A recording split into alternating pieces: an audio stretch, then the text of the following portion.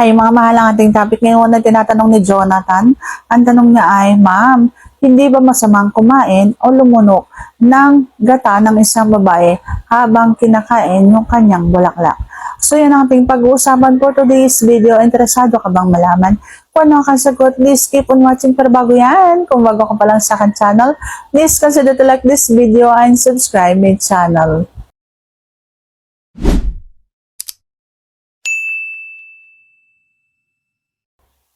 So hindi nga bang masama? Hindi nga ba masamang lumunok ng gata ng isang babae habang kinakain mo? Yung mga nakalunok ka, yung mga bigla na lang lumabas yung gata ng isang babae.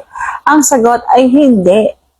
Kung alam mong malinis ang iyong asawa o ang iyong kinakain, ay alam mo sa sarili mo na malinis siyang babae.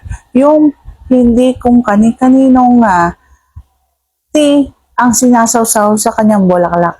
Yung alam mong kayong dalawa lamang ang nagkakainan at nagpapalakpakan. Yan ay ligtas at siguradong pwede mo lunukin ang kanyang gata.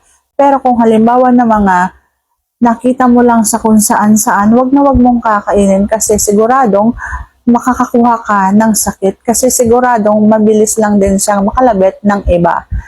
Kapag alam nilang may pera.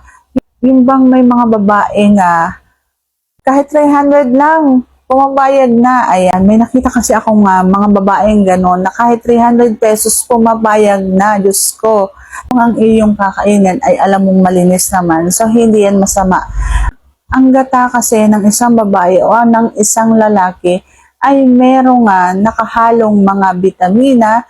Ang gata ay malinis. Ang gata ay pwedeng malunok. Pero dapat alam mo na malinis yung lulunukin mong gata. Hindi yung kung saan-saan lang babae nanggaling.